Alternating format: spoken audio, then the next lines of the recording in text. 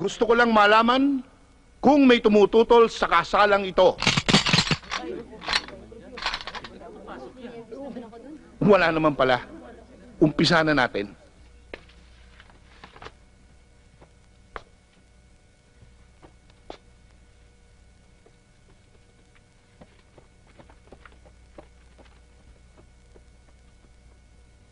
Ito ang aras. Yan ang simbolo na itataguyod mo at ibibigay mo ang lahat ng pangangailangan ng iyong magiging asawa.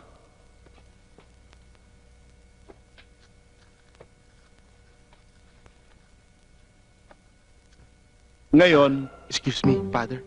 Mamaya po ang gabihan. Jonathan, huwag kang bastos. Hinahanap ko ang singsing.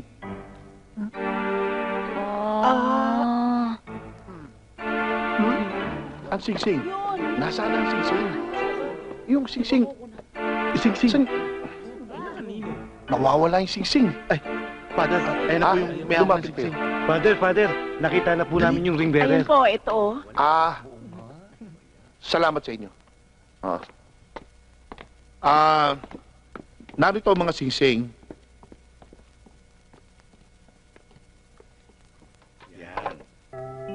Aisa, I give you this ring. I will give you this ring, Wear it as a sign of my love and fidelity. wear it as a sign of my love and fidelity, As your husband as your husband. through all the years to come. No, your wife. No, as your husband. For all these years.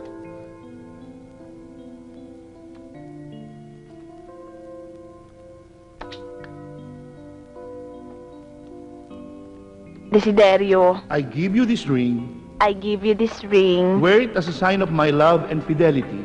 Wear it as a sign of my love and fidelity. As your wife As your wife, through all the years to come. through all the years to come. Chavos.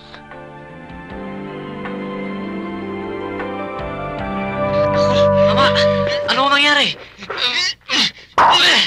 Ano nangyari? Ano nangyari? Eh, tumatakbo ka ng pagkatulin-tulin eh. Tapos binangga mo kami. Mama, Tatanungin pa kung anong nangyari. binasak niyo basket ko yan, oh. Mas importante pa ba ang basket mo? Dali niyo tumbay nga, hindi ako makahinga. Ano kayo? Eh, itong bungo ko baka nabasag na. Dali niyo sinabi siya, tanggalin niyo tumbay yung nato eh. Ano ba kayo? Sinira niyo pati ba yung ko, eh, oh. Ano sila? Asan yung mga natin? Relax ka lang, Boy George. Wala na, nagtakbuhan na. Tumakbo na ba? Elvis, Boy George. Oh. Nasaan yan? Nasaan yung matatapang na yan? Wala na. Nagsibata na. Gagawin ko sana silang tipaklong eh. Eh, bigla kayong binunggunto si Del Prado. De la Cruz, oh. Ivanhoe de la Cruz. Elvis, alalahanin mo yung puso mo. Yung puso mo.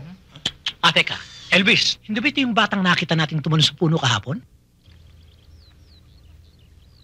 Aba, anak ng tipaklong. Tama ka, Boy George. Ito nga yung duwag at sintu-sintu pa. Kaya nga, akala niya si Del Prado. Ang kulit niyo naman, eh. Sinabi ng de la Cruz, Ivanhoe de la Cruz. Gawin ko kayang uudo o kaya burgas. Elvis, hindi pwede. Yung puso mo.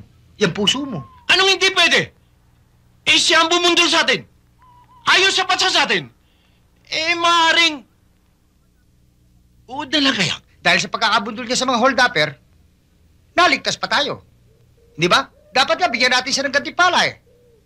Oh, Anak ng tipaklong. Huwag na. Total, hindi niya naman sinasadya ang pagkabundol sa atin eh. Ayan ka na naman, Elvis. Papahamak mo na naman tayo kay Haring Chopilo. O, ito ang sinasabi dito.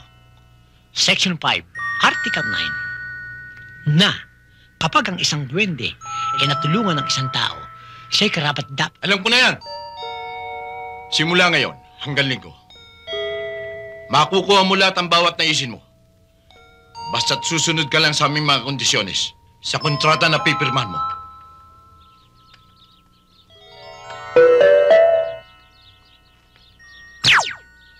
Tandaan mo, ang kapangyarihan ito'y gagamitin mo sa kabutihan lamang. Ito'y pansamantala lamang at ito'y mawawala sa linggo. Ngayon. Talaga bang mga duwende kayo? Ano akala mo sa akin, Kaple? Boy George, Nanggigigil ako! Nanggigigil ako! Elvis, halalahanin mo yung puso mo. Relax lang, relax lang. Teka, nasaan na ba ako? Samantala.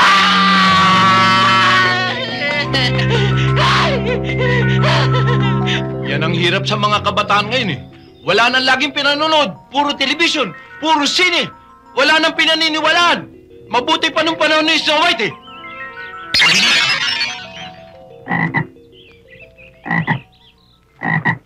Sila na rin ang pamamanahan ko ng tig-100,000,000 piso bawat isa. Okay? Ay siya, good luck na lang sa inyo.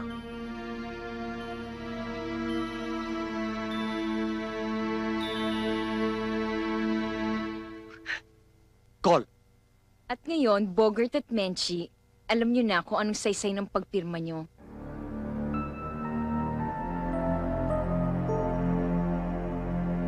Ang sabi sa atin, hanggat hindi natin natutupad ang mga kondisyon ni Don Segundo, dito muna tayo titira.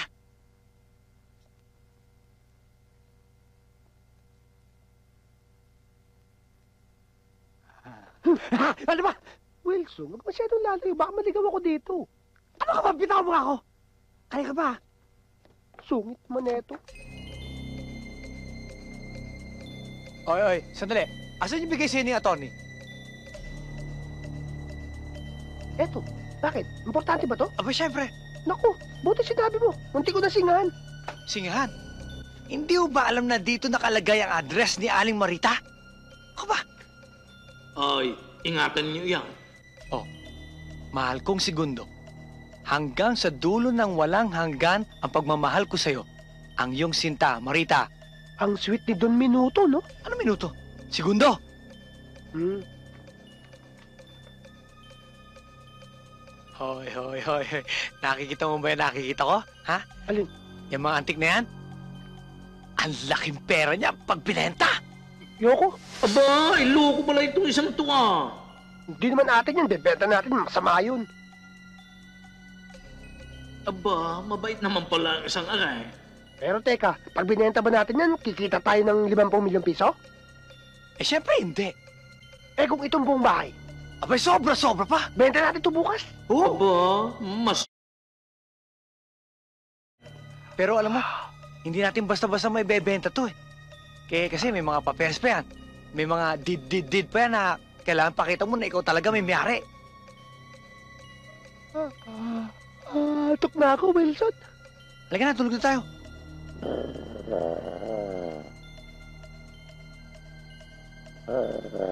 Aba, Hoy. may isang kabayo pala naman ang isang aray. Hoy! Halika na, doon ka na matulog sa taas. Maraming kwarto doon. Halika na.